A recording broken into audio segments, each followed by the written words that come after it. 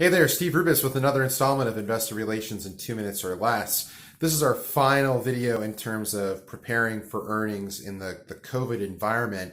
And the topic we're going to discuss today is the idea that this quarter is the most important Q&A session you're going to have as a management team. And what's interesting is there are a few companies' earnings calls that kind of illustrate this, whether it's Encana or Tesla, where executives end up dropping colorful language or saying something that really shouldn't have gotten into the script or onto the call. This is why Q&A prep is important.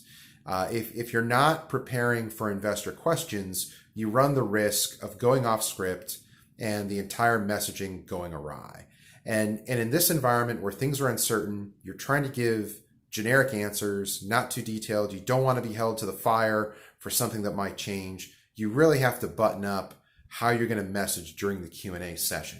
And the real thing to remember here is a wise person always says that when you're going for an interview and you're asked a question, you don't always have to answer the question that's asked, but answer the question that you want to answer. And that's really the rule of thumb here with your Q&A session on your earnings call. And this is why Q&A prep matters. And that if you know and have heard the question before, prior to the actual call, you will have the trigger to know, okay, this is the question I really want to answer. I don't want to answer this question about bookings or billings or revenue growth or this customer, whatever it may be, but I really want to talk about this or why we feel comfortable in that arena where you're asking this question or about this topic.